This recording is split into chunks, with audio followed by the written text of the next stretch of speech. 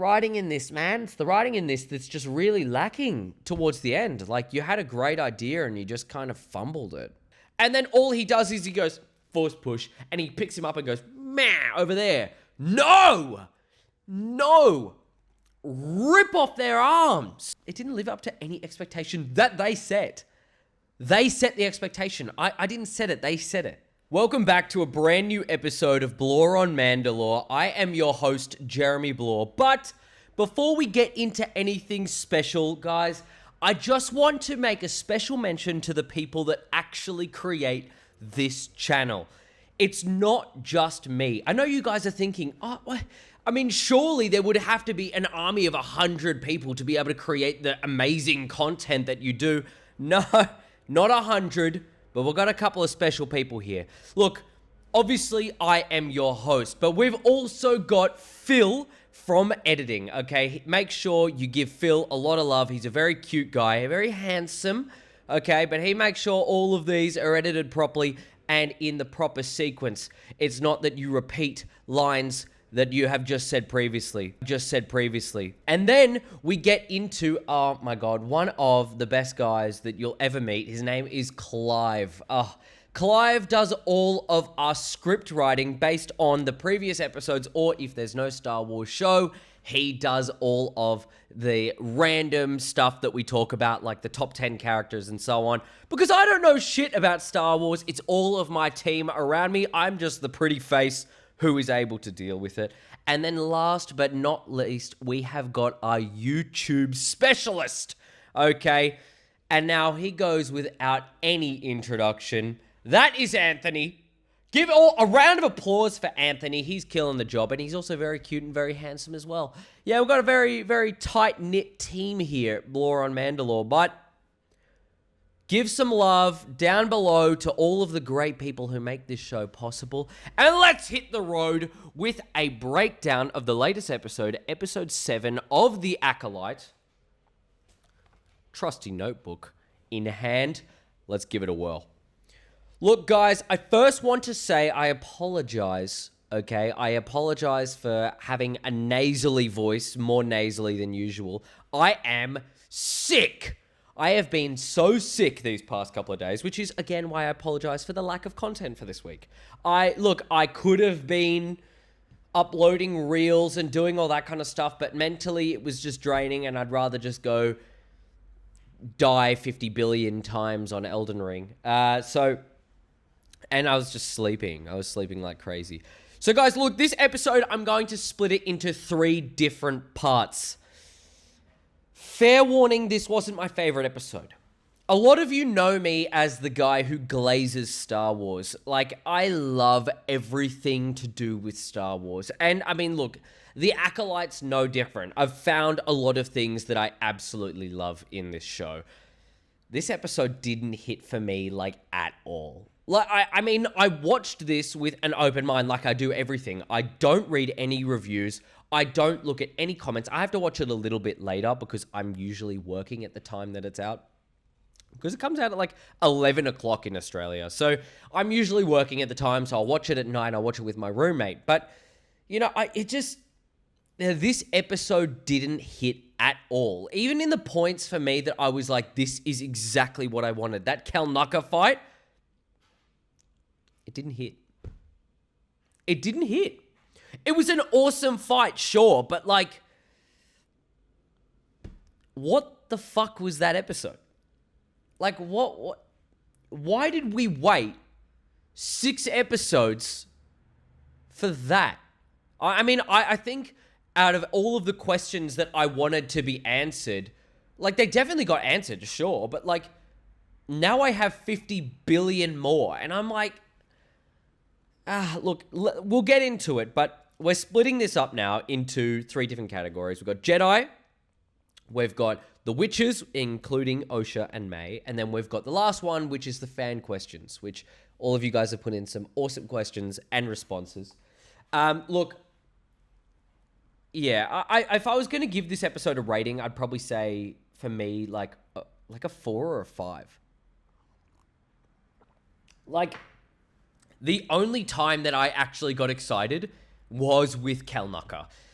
And that's because I'm a massive Wookiee fan, and they actually dived into a little bit of the into the background with it when they have Mad Claw. I'll go into that later, but if that's really all I was excited about, it actually kind of like it worried me towards the end of the episode. I mean, I've watched this episode 3 times now, and in separate occasions to give myself that extra time to kind of think. I've read a few things after watching it for the first time, and maybe to persuade me in different ways, but nothing's changed my mind. I think even in this last episode, like, it doesn't feel right. It doesn't feel like this show is inherently Star Wars when it started off so strong. Like, that first episode was just like, it was so cool. There's going to be a lot of coughing, by the way. I apologize.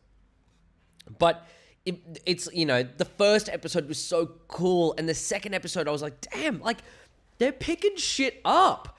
But this 7th episode, it should have been it should have been number 3. And it should have been a 2-parter. Like, they shouldn't have done 2 parts of, like, 1 and 2. Yeah, like, it was okay, but, like, blah, blah, blah. Actually, I think it was episode 3 that we got to see the flashback. Either way, the original flashback and then this flashback, they should have been put together. They absolutely should have been put together. I don't know why we've waited this long for such an anticlimactic thing that we could guess the whole way through. Like, all right, like, let's just get started. Okay, when it comes to the Jedi were on Brendok because they were looking for remnants of a vergence. Now, I'll explain what a vergence is later because it is important, but just know that it is a very rare thing and it is intrinsically tied in with the Force. Events, objects, whatever, all of them tell a story when it's like a mass kind of group of the Force kind of bundled together, like a blood clot of the Force. Just if you pop that, boom, kind of just goes a little bit crazy. Anyways, it is intensely powerful. We get to see vergences all throughout. The jungle in Dagobah. You got to see in the sequels when Rey and Kylo split Anakin's lightsaber, not Luke's and not Rey's. Anakin's lightsaber. You got to see like a massive vergence in the Force. It's not necessarily a physical thing. It can also just be kind of like the inherent area. It's a lot of the times where people see the true intentions. They see their future. It's where people tend to see more of the dark side, like on the Death Star. I'm trying to just reference more recent things as well. I mean, like the original trilogy, you've got on Dagobah, you've got Luke and he sees himself in the mask. That is actually a place of extreme vergence. There's been tales of them all throughout. I love that they added this in. It actually, I mean, if they didn't have it, it would have detracted so much of Anakin's story of being created by the Force. Like, a vergence is very different. It's just, the creation of life, and then they split them in 2. So it's not our Anakin Chosen One story, which everyone was freaking out about, which, by the way, would have been mitigated if they put these 2 episodes back to back. Put the 2 flashbacks together. It would have given fantastic character building. It would have given us true intentions of characters, and we would have seen why the hell they act the way they do. And you could have added so much more instead of just trying to fill in the gaps between all of these stories. Like, Osha, I should have told you many times before. And it's like, fuck, tell her then. Oh, May, I've waited 16 years to tell you. Blinds closed. Ah! Leaves fans going, what the... Man, I don't think I'm the only one when it comes to that. Anyways, look, Brendok was said to be lifeless for about 100 years, okay, after an extreme hyperspace disaster. It seemed to have been an original mining colony, which is why they knew of the planet before, but then later on, after this hyperspace disaster, it was like there was lifeless. There were no plants, there were no nothing. So even Torben goes, so what? There's a few plants, like, grow up. I mean, like, sure, I get it, you're done with being on this place. But, like, I mean, that's a significant thing. If a planet is going to completely terraform, back to being a inhabited planet with incredible life, you know, these beautiful trees, everything, you know, like it is actually significant. So I see the reason why they're there, that, you know, it is an honorable thing to be able to search for something like that. A piece of fluff. What? Yeah, sorry. Never do a podcast with ADHD. It's just not fun. Actually, it is a lot of fun. But no, like, you know, it's a good reason for them to be there, but it doesn't really... Did it need to happen? No, it's like, oh my God, like I walked into the kitchen and someone was cooking all of this great food. It's like, oh, well, I guess that's why they were eating the food. It's like, it's this whole show. It feels like they created key scenes and then they just filled in the gaps, and it just doesn't feel like it works. You know, everyone gave Kenobi so much shit. I implore you, watch Kenobi again, you know. Like, you'll actually see that it wasn't a bad show. It was just, at the time, it was just set at such a high standard. If you see the low... I mean, look, that is to say, you shouldn't just go, oh, the bar's so low now, I guess something must be good. You know, I think Kenobi should have been a movie. I think this should have been a movie. And the Acolyte definitely would have worked 10 times better if it was a movie. All of these key scenes that they seem to be referencing the whole time and kind of filling in the gaps in between, it would have all worked if it was just one big movie. I mean, if you added both of those two kind of flashback episodes together into one, you could have shortened the hell out of all of that. That was just reusing a bunch of scenes to be like, oh, by the way, Sol was there. Sol was there. It's like a Where's Wally, you know, or Where's Waldo, or whatever the hell it is, you know, the boy in the red striped pajamas. That's bad. But sorry, that's so bad.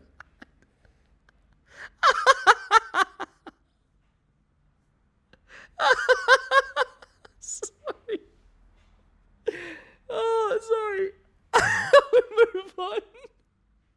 You move on. I think I'm hilarious sometimes. I actually think I'm hilarious. Anyways. As you know, it was kind of been like, oh, you know, and he was there, and he was there. Oh, wow, look at him, he's there. And if you know, you go watch back and you go, oh, that's why they looked in that direction. And that, you don't need it. You don't need it. It could have been a movie. It would have worked well. Anyways, I'm going really far off the track. I'm kind of just like all around the shop. Oh, boy in the red striped pajamas. I'm just... That's bad, bro. That's dark humor on Blore on Mandalore. Okay. Look, I've got a very specific thing here. Look, oh, it's Dr. Doofenshmirtz. I'm not gonna, okay, keep on track, Jeremy. Look, I have a problem with so many things in this, but the main problem that I have with the Acolyte, like, I know it sounds so stupid, is it feels too close to home. Like all of the stuff that they use feels like it would be in our universe, not just a galaxy, well, our galaxy, like not a galaxy far, far away in this extremely, like, unique galaxy where they've got all of these amazing, you know, holograms and all that kind of shit. Like, that feels out of this world. We've got Kelnucker, who goes onto a planet with a fucking metal detector searching for gold. Brother, if you need someone to find your wedding ring on a beach, talk to Kelnucker. Talk to our boy Kelnucker, because that dude is a metal bloody finder. Sickness! I don't get why they feel like they have to have the need to add some kind of just instruments that we know. It's like, you know, I understand if you're searching for things on the planet, you can use like a little, you know, like you could have like a little fucking walkie-talkie with two little antennas go, and that's like, whoa. You know, like a water finder, even though that's on the thing, it seems more out of this world. Don't use a metal detector. I got a big gripe with that. I don't know why, but I definitely need water. Anyways, look, Sol starts to question Torben. Okay, I'm going to kind of work through the episode when it comes to these ones, but like, I apologize again for the coughing. I'll try to keep it away from the microphone. Saul starts questioning Torben's intentions, being like, what the fuck's wrong with this guy? And Indara kind of looks at Saul and goes, I got even the quote here. That's why I have a Padawan and you do not. None of these guys feel like Jedi. Like, their emotions are all over the place. They're running rampant with all of these, but I feel like I have to do this. And, the only emotionally charged person in Star Wars as a Jedi should be Anakin or someone who is turning to the dark. Now, none of these guys have inherently turned to the dark. They just wrote these guys to seem like bad Jedi. It's just, I talked about this in the previous episode, but you can write a character who is good doing bad things in a more of a nuanced way. You don't have to just be like, oh, well, they've been acting real bad this time. That's why they're just not very good Jedi. It's like, no, Jedi are good, but it's just the intentions are wrong. And I feel like this is the closest that you could get when it comes to Saul being like, I'm going to save the kids, but even the whole way, he's like, no, I'm going to break through I'm going to, scale a whole fucking mountain in order to get to them. It's a bit bullshit. It's a bit bullshit to be like, hey, look, Saul was around literally the whole time. And he was watching them do all this kind of stuff. Yeah, that's fine to be able to have like a reconnaissance mission, but to manipulate children, to manipulate May in a way to kind of make her go because he knew that she was screwed, and then to manipulate Osha to be like, hey, by the way, this one's good. I can feel it. Like, I have a connection. You're a liar, bro. But it's like, they don't feel like Jedi. It's just, it's all wrong. It's I can't even put my finger on it other than just their intentions. They're not clearly Jedi. It's like there's some emo goth. It would actually make more sense if they were all Padawans. Like, none of these guys should be masters doing this. It all does make sense if it was like all Torben's age. All of them are Padawans doing like a separate side mission. They go, all of their masters go, hey, by the way, this is a, like a Jedi practice. And they say, well, you got to go out there and just check all of the terrain. And why is this place now growing with life when it was a complete wreck before? And I mean, it makes sense to them be like, I don't know what to do. Like, oh, should I talk to Master? We can't talk to our masters. They're going to kick us. Like, they're going to keep us here. Like, we want to go. It's like, that would make more sense than these masters fucking up as much as they do. It's just, there's better ways to show that the Sith actually aren't that bad by making the Jedi just look bad. You know what I mean? Like a Count Dooku. Count Dooku is a perfect description of how Jedi can be good. So how Sith can be good, but also do the bad things around that, because he saw through the corruption of the Jedi, but he wasn't necessarily aligned with their intentions. Like, it's just 10 times better than just being like, hey, by the way, I don't like this. I'm a little angsty. Shut up, bro. Shut up. And can we talk about how Torben is a bitch? Torben is an absolute pussy. I don't, like, how do you turn to the dark side after having 7 weeks away from home? How? How is it? Like, if I went on a 7-week work weekend and just be like, oh, I don't feel good. I'm going to turn to the dark side and completely fuck over everyone that I know because I want to go home. Grow up. Like, imagine having to turn to the dark side because you spent 7 weeks away from home. Torben is a bitch. And it really, it's irrational and it's stupid. And it's not something that even a Padawan can do. You know, how they're like, oh, well, he's young and he hasn't fortified his mind and blah, blah, blah, blah, blah. I get that he's young, but he's with a powerful master. This master was just gloating about how she was so incredible at being a master and how Saul is so wrong, and that's why he doesn't have a Padawan. It's like, sure, I get that's the case, and I understand that that's how you're making the Jedi seem stupid. But what the fuck? This is an ancient race of peacekeepers, and they can't spend 7 weeks away from home without completely getting rid of all of their ideology? Like, what the hell? And then he just, he changes even more later when it's like, I mean, look, the council said we can't actually have the kids. We can't have the kids, I'm sorry. And then Torben goes, but they're the key to me getting out of here. Bro!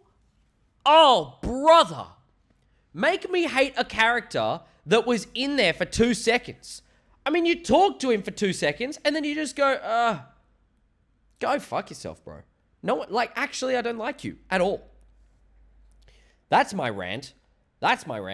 What I do like as well is I talked about it in the previous episodes, but I thought that Osha coming into the Jedi Order late is why Anakin was hated so much because of her failure and the failure of all of this. But I personally think that would have been so much better to actually have as a reason, because that is a legitimate reason to be like, hey, look, it failed so badly because we lost all of these Jedi Masters and blah, blah, blah, all that kind of shit. You don't know what kind of connections they have with their past. Rada. But, they continued along with their own ideals of no, this is completely separate. No one knew about this. It's all swept under the rug. So, kudos to them for actually sticking to the story when it comes to something like that. Because I know Leslie was also kind of hinting at that, being like, well, maybe there's a reason why they act the way they do with Anakin. I mean, sure, it's a little bit of a, but, it's just... I'm glad they stayed with that story. There are a lot of good things to do with this, but just overall, this episode was just... it was just, it was wacko, wacky town. I couldn't wrap my head around it. Look, okay, let's go into a little bit more later. I've got so many notes here, but a lot of them are just kind of useless. It's a lot of me just kind of being like, oh, this is backup information, and I'm talking about it the whole way through. So if you're seeing pages and pages of me flicking through, I have actually talked about it. I've just more integrated it throughout. Look, Saul killed Mother Anastasia because he actually reacted, which again is along the same side of what I was talking about before, which is these guys aren't Jedi. I mean, to me, they aren't Jedi. Jedi are Luke Skywalker in Battlefront 2, the EA version. Jedi are Obi-Wan. It's, it's Qui-Gon. It's just, it's not who the hell these guys are and who they seem to be. It's just, it's so irrational and childish and selfish, and there's so much fear. I mean, Saul was completely corrupted by fear when he killed Mother Anastasia. When she goes into that form, the big bloody gunpowder smoke, and he just goes, oh shit, no. Dude, give her a second. I know she's turning into a fucking puff of cloud in front of you, but you're a Jedi. She hasn't attacked you yet. Give her a second. Furthering my theory that Saul is on the dark side. He taps into that more often than most Jedi do, and that's why we're going to see in the next episode. Maybe even potentially Saul kind of gives himself into the darkness with Camilla. Who knows? But I feel like they're just leading towards that because what does fear lead to? I mean, it's one of the direct paths to the dark side. Fear, hatred, fucking...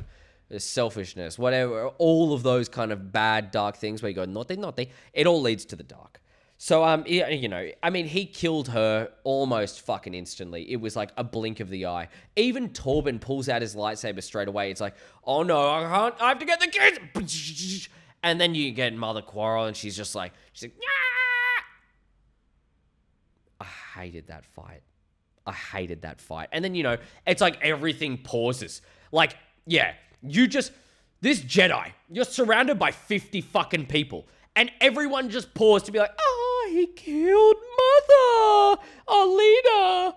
No! If you're there, kill them. Kill them! I get that, you know, fucking Torben was going, tung, tung. I've seen Night Sisters, I've seen witches, you know, I know they're not Night Sisters, but like, you can use a bow faster than just boom, boom. It's like, tung, tung, tung. You got like dark force magic. I can pull it to your side. You attack them. Anyways, and it's like a split second of her being like, well, you fucked up, didn't you? Because I was actually going to let her go with you. Blah. And it's like, oh, man, Sol, what are you doing, brother? What are you doing? And you feel bad for him. Like, that's why Mother Quarren, or Quarrel, whatever her name is, like, the shitty buddy Sabrak, she basically goes, ah! And then he goes, yeah, for like, hit off, but I'm not going to fight you. Like, I fucked up. Okay, I get, I understand. Why? Hey, stop, whoa. And cuts, and then she's like, what the hell? And then he just gives her enough time to step back. And then possess Kelnucker. Everyone in that whole witch colony possessed Kelnucker at the same time. Pretty cool. Now, this fight scene was everything that I wanted in this episode, in this whole show. That's all I wanted. But it just didn't tickle my loins as much as I thought it would. It really didn't. It started off so cool. Like, I called it from previous episodes, he was possessed. Guys, my strike rate with this show has been so good. It's been so good. If you've been watching Blore and Mandalore as you've been going through, you'll realize that I actually got so many of them right.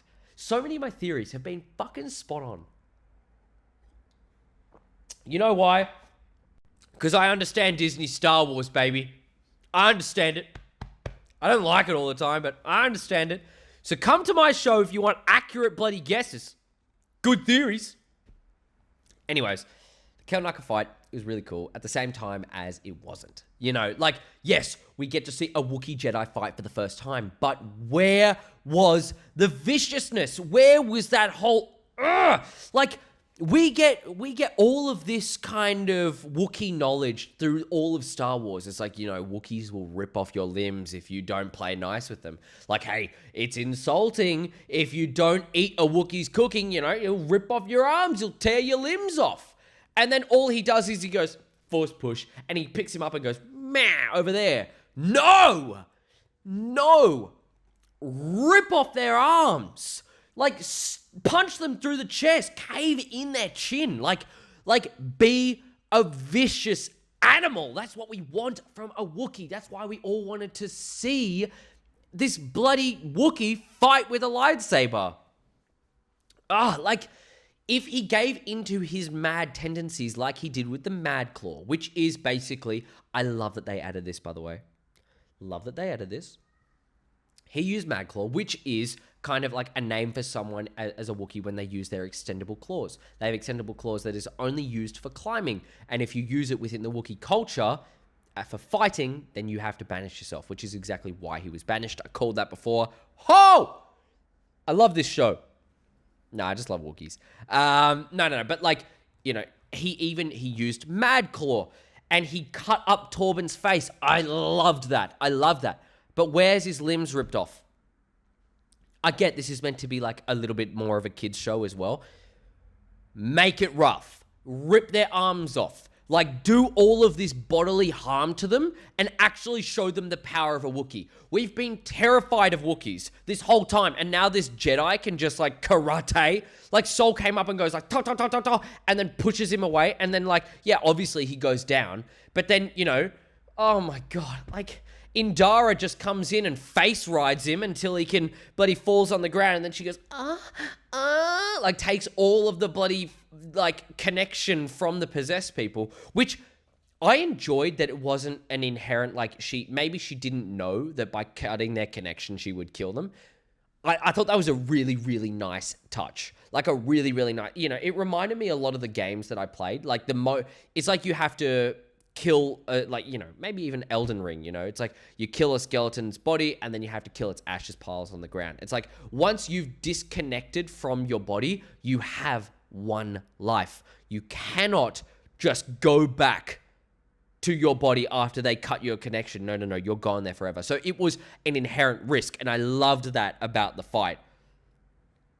But it could have been more. It could have been so much better. Like that fight, it just wasn't it. It wasn't what I expected, and it wasn't as much as I wanted. And yes, you can call me like a stupid fan, and all these people probably going to come for me being like, well, I mean, like, we got a lot, and it was pretty cool. And yes, it was awesome. I loved the fight. I really want to see more of the fight. But, like, that's it. I want to see more. Why am I waiting until episode 7 to see a fight that everyone's always wanted, and they hyped up so much, and they just didn't deliver?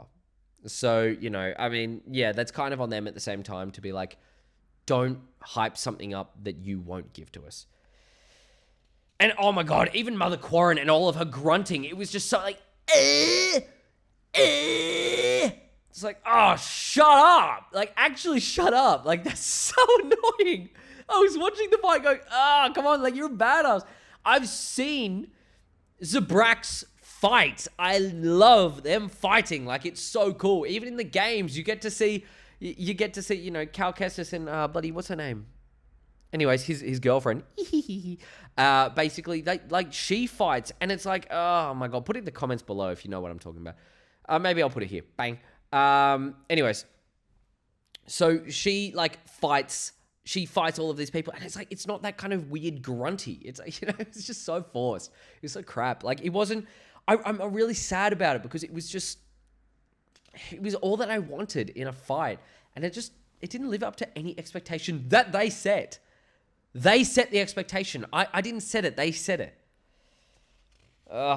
Anyways, look, I don't have a lot for the witches, Osha and May, but a lot of this was about the Jedi, mainly because for a Sith show, it's all about the fucking Jedi. Anyways, look, I have to say, on a more of a positive note, Mother Anastasia, if I'm saying it right, and the witches, man, that CGI was so fire. Holy shit, I loved it so much. Like, some of the best CGI that I have ever seen. Like, that was like Pirates of the Caribbean level when it comes to Davy Jones, with the tentacles. Like, that shit was worth it. Whoever edited that, brilliant, fantastic, loved it. Absolutely loved it. It added to that whole, it made Sol shit his pants. He saw the mother go, and then he just goes, oh, no. Like, it was cool. It was honestly, like, full props. Loved it. Absolutely loved it. What I found was really cool as well was Mother Anastasia was actually trying to save the kids when she went into that whole big, like, force fart move. I'm going to call that a force fart from now on. She turned into that force fart, and then she was like getting, like, you see May was kind of wilting away. I think it's because she was teleporting them to a safer spot. Maybe she was getting rid of them, who knows? But I mean, personally, I want to think that because she chose that mother side of it, she even talked before, like, no, I'm not a leader right now, I'm choosing mother. And, I liked that. I feel like she would have tried to be saving it, so, that's what contributed to Sol being a fucking bitch. Look, I've got my phone here because I want to read an excerpt from Wikipedia on what an avergence is. Now, avergence. All right. So, avergence, sometimes described as a force nexus, or a locus, was an unusual yet naturally occurring concentration of force energy localized around a place, object, or person. Avergence centered on a location could give nearby force sensitives stronger interactions with the force, often including visions. The ethereal word of mortis was the fulcrum of the galaxy and the force. Basically, avergences could occur anywhere, at any time, at any place, no matter what it is. It could be a person, it could be an object, like I was talking about before, the forest on Dagobah, it could be the lightsaber from, Rey and Kylo, it could be a whole bunch of different things. A lot of the time when people are searching for their future, they do it at a spot of avergence. It's just a high concentration of the force. The way I like to see it is, multiple pathways of the force going around, like you've got, kind of like the world in between worlds, those light bridges. I would possibly see avergence would be where those light bridges would connect and they would create just like a large force sensitive area, create like a lot of strength, kind of similar to Avatar: The Last Airbender when they've got, the full moon and it's just like really powerful firebending. It's like Sozin's Comet and it's like firebending is super powerful at that one time. It's like, in an area where the force is just more concentrated, people are going to have a better access to be able to use it. Really cool. Kind of explains why they were able to create life with it. The life was turned into one person. That was that one force. Maybe they just localized all of that in order to create the life, and then they split it into two. Really, really cool because the twins actually had the same symbionts. Now, the symbionts is the level of force sensitivity within a person. They were both very high, obviously, because they were kind of created with the force. So yeah, basically it's impossible to have even with identical twins, so it had to have been that they split from one person into two. I love that they clarified that because if they didn't, then we would have had some fucking retcon of Anakin's whole bloody special thing, which, all of this, again, could have been avoided if we just had this episode so much earlier. Enough of the hating. Basically, look, the way I want to finish it is I actually don't think that May and Osha are really that bad. Like, they are so heavily influenced, especially May. Like, I think May is so heavily influenced by all of the larger influences around her, be that her parents, be that the warriors, or maybe even the Jedi. Like, you could see she was turning towards Sol so heavily when they were doing it. So, like, when they were kind of together and she's like, where did you tell me? It's like, shut the fuck up, bro. Anyways, it's like talking in third person. It's so annoying. But, I really don't think she's actually that bad. They're just so stupid because they're able to be influenced so heavily by all of their surroundings, which obviously is the reason why Osha wouldn't have been a good Jedi, why we're going to find out in the next episode why she failed, and what she did to actually fail. Maybe she turned into the dark side. Who knows? But, the one ththing I will say is May and Osha were alive because Sol, he reached out and he held the bridges. I've got a fucking problem with this. I think everyone I think everyone in the audience would have the same problem. Why the hell did he grab the two bridges when he could grab the two kids? They're what, like 30 kilos each? They're tiny kids. Grab them. Instead of grabbing 100-kilo side of the bridge and another 100-kilo side of the bridge, grab the two kids, lift them off, take them over. But, it's the writing in this, man. It's the writing in this that's just really lacking towards the end. Like, you had a great idea and you just kind of fumbled it. Fumbled it big time. Towards the end. Look, I'm keen to see where they go. I'm keen to see how they finish this off. We've only got one more episode. But, the only reason why Osha is there is because Sol grabbed two bridges instead of two kids, and then he decided to save one of them and then lie to everyone. So, you can... I think my bloody... I think my bloody 10-year-old cousin could write something a little bit better than that.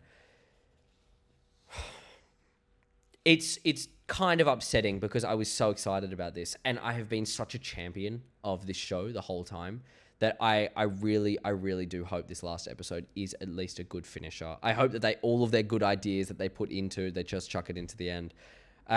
All I want at the end of this is keep Sol as inherently a strong character within the Star Wars community. Kamir as well. Both of those have been carrying this show on their backs. Kamir, make him someone important, make him someone special, keep him around. He's really cool. Kind of like Kylo. Kylo was holding the sequels all together. They need to do more with Kylo. They need to do more with Kamir. Maybe that's why they're showing all of the Kylo Ren themes when they're showing Kamir, because he was, like I said in the previous episode, he was not the original Ren. The original Ren is canonized in comics, but I do think he is the influence for the original Ren. Would be something really cool. I hope they go down that path a little bit more. But I think that's going to call it unless we have the fan questions. Basically, every week when I do my when I do my episode, when the episode releases, I will put out a fan question based on that episode. Now, let me get onto my page. God, it's so hard having such a successful fan account. I mean, speaking on that, if you want to like and subscribe, please, I love you. I would love if you did that. I'm nowhere near any of these big greats, but I promise you, I will give you as much content as you possibly would need. Okay, let's start off. Basically, this week, I said, and I mean, it was pretty clear this whole episode. Oh my God, that episode was crazy. It was pretty crazy. I love that we got Kalnucker, but honestly, was anything really answered? Again, I don't think it really was. We've just been asking more questions and shitty answers. And then I said, what are your thoughts on the episode? Did all of your questions get answered? What questions do you have on the last episode? Now, we've had some pretty good responses from some very good people. We have from our very first person. This is a 3-parter. Man, you're killing the shit right now. Star Wars Nerd 00.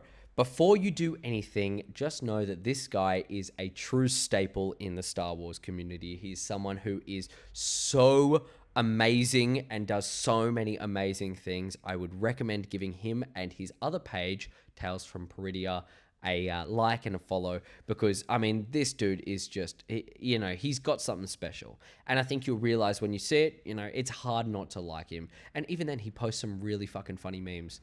So, he says, the Virgins thing doesn't sit well with me. Yes, it is different because they're one conscious split into two people, but come on. But the last 20 minutes was amazing. Kelnucker versus Sol and Torben was... and then, Star Wars Nerd, he says on the last one, he goes, why did you have to be right about my boy Sol? I've been calling this whole time that Sol was just a bitch and he was going towards the dark side the whole time. And I was right. Look, I will say, okay, when it comes to Kelnucker and Torben, like I loved it. I mean, I know we talked about it a lot, but like I went through like frame by frame. I can't see his nails grow. He just grabs his face and then he pushes him up against the thing. That's it. Like, you don't see anything happen. It's like he grabs his clean face, he puts it up against the wall, and it's just messy. Oh, I've got a fucking problem with it, dude. I've got a real problem with it. That fight should have been so much more than what it was. I don't know why I turned off my phone. I got so many more questions. But I hope you enjoyed it. I really do. I'm glad that you loved that last 20 minutes. I'm with you on the Virgins thing. It's just, look, it makes sense, but they could have done something new. They could have just done something new. There's no harm in it. Maybe go something from Legends as well. Like, I mean, Virgins are cool, but like to create life like that, it just doesn't really make sense. Like, why wouldn't Plagueis just use a Virgins as well? Why wouldn't he just... anyway, I think it just adds a lot more problems than it does solutions. From Star Wars Sis 66, another GOAT, man. I mean, if you watch my channel, you know him, you love him. He is the best. He's one of the best contributors. He's one of the reasons why I've started this channel, and he's propelled me into the spot that I'm in now with you 80-something subscribers. Love you all. He's such an amazing guy, and you have to follow him if you want anything to do with Star Wars Celebration, which I'm so keen to see him there. That's gonna be so much fun. In Japan. He's the only guy to go for with Star Wars Celebration. Seriously. He says, we got some questions answered, we knew, but more questions now. # blue balls. Yeah. Brother, I'm with you, man. I've got more Star Wars blue balls that I could produce enough blue milk for the whole galaxy. I'm with you, man. I don't know where the hell they're going to go to answer all of these. I think they've just given us more questions that they have answered. Look, is it going to be something special in the last episode? I hope so. But we better get some fucking answers, or otherwise this show is just going to tank so hard. All right, next one from a new person. Julie Fotef Weber. I'm so butchering that, and I apologize, please. I am so sorry. I am so sorry. I apologize for that. Julie Fotef Weber. I'm going to just say it's that. I don't like the character portrayals of the Jedi. Yeah. They are good and light, not this. 100%. I'm like, if you watch this far when it comes to the episode, like, I am 100% with you. I don't understand. I really don't. I really don't. Like, it's just not my Jedi. It's not the people who I wanted to see and who I wanted to follow. Like, they're not the peacekeepers of the galaxy. It's like they're just stupid Padawans running around and making dumb mistakes. So I'm with you on that one. I really do hope that they kind of fix this, because this is not what Star Wars is. Tales from Peridia. I mean, I was talking about him before. He's a fucking legend. Give him a follow. And he's just doing a new thing with his mates. So check that out. I mean, I'm very keen to check it out. I can't say from experience. All I know from him, he's only giving good content. So, I mean, I'm bloody keen, so you better be as well. Everyone else, we are looking for why there's life on Brendok. Kelnucker, I'm searching for gold. Dude, legit. Like, why do they give him a metal detector? Give him something new. Look, guys, this is going to be it for the whole episode. I am disappointed. I mean, I think this is probably the first episode that Blore and Mandalore has been a little bit more negative. I mean, I haven't been too excited about this. I'm excited about future projects more than I am finishing this. I kind of just want this to be done. I think it's doing more damage to the Star Wars community than it is doing positives. Like, but at the same time, guys, Beyond the Dune Seas talked about it. Will of the Force has talked about it.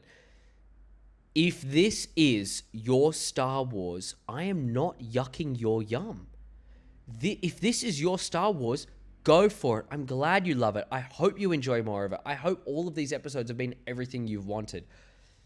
It started off as one of my kind of new exciting projects, and it's just finishing off with something that's had a little bit more of a sour taste in my mouth. So, look, on that note, I love you all. I hope you all have a good time. You are the best fans in the fucking world. I hope you have a good one, and I will see you next week for the final, which is, I mean, we've got the names for it. It's called Doom! Doom! It's like those guys on TikTok. Boom! Or Doom! I think this is hopefully going to be a boom, but, I mean, maybe it's going to be a doom. Oh, see what I did there? All right. Love you all. Thank you so much for tuning in. I hope you guys have the best day, best Saturday. This comes out 7 p.m. on Saturday, so I hope you're having a good Saturday. Maybe even for Sunday if you go and watch it later. Any other day. I hope you have a good day. I hope you have a good time. I love you all. Have a good one. Bye!